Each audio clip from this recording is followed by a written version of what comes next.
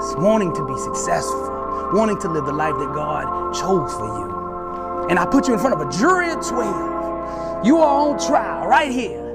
Is there enough evidence in your life to convict you of pursuing greatness? What's the evidence? Does anybody in your life know right now that you are pursuing greatness? Can they see it by your actions? See, my thing today is to stir y'all on the inside to get you to that place for those that are not there yet. And for those that are already moving, is to pour a lighter fluid on you and keep building that up so that you can break through. Now, for 17 years, I was in the rap business, music business. I was a music producer, songwriter, on-air personality, had songs on Billboard, produced for multi-gold and platinum acts. I chased what they call the Hollywood lifestyle.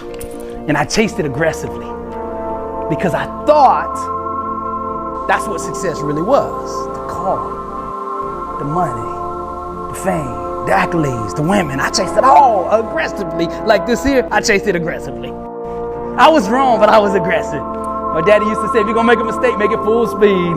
I made it full speed. Fell on my face many, many times before I learned. I learned the hard way. But for 17 years, I was in this business. And I kept thinking, the higher I would go in this music career, in this music profession, the more happiness I must feel, right? That's what they tell you. In high school, oh, you make money, they'll love you. They'll respect you. Right? That's all a lie. It's all a lie. Because the higher I went in that world, the more empty I felt. The bigger my circle got. The entourage, you hear about that, right? The entourage got bigger. The truth got smaller, right? Come on now. Because now we putting on the masks, the fakes, and we being, in that world, we learn how to fake. The entertainment world is great at faking it. And I learned firsthand how to fake it. Thinking if I faked it good enough, that old saying, if you fake it till you make it, then that's wrong. That's wrong. I understand what they're trying to say, but what I do is I envision truth until truth manifests. That's the way. I don't fake it till you make it. Just envision truth so long that nothing else remains. See, that's how we have to approach it. But I'm in this business for 17 years, chasing it, and just can't understand why that hole keeps getting bigger and bigger and bigger. Know your identity. Playtime is over. Somebody who knows themselves is in the room. He who knows themselves and understands themselves, whoever that is, they control the room. When you enter an environment at work, or whatever it is that you do, never enter a room without a purpose. And when you get in there, you better know who you are. Because if you don't know who you are, the world will tell you who you are. The world will define you. It's time today to decide, who do you want to be? Who do you want to be? Who did God make you to be? Come on, let's get the right identity. If you're going to go to the top, you got to know who you are. Because if you get all the way up here and you don't know, success will destroy you.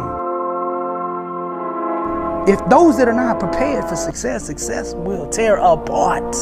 This is why you see them get to Hollywood, right? The big stars, they get up there. They never found themselves. But they were elevated by the world. And then the world destroys them after they put them there. We see this time and time and time again. Over and over, how many stars commit suicide? Over and over, how many OD? How many get hooked on drugs, fall apart, marriage is broken? All of this is an identity problem. God is good, and He don't make junk.